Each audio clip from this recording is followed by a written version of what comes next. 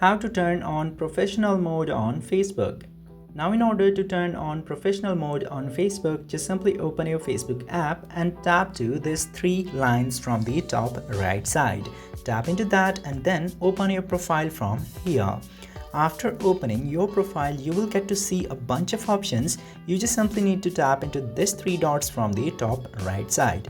Tap to that three dots and you will see the option of turn on professional mode right here.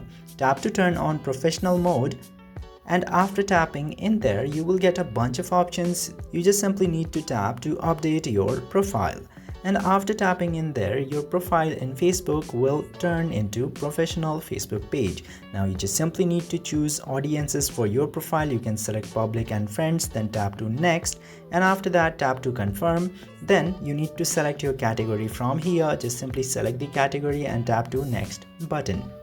Then after selecting all these options, your professional dashboard will be created. I hope this video was informative. If yes, don't forget to hit that subscribe button.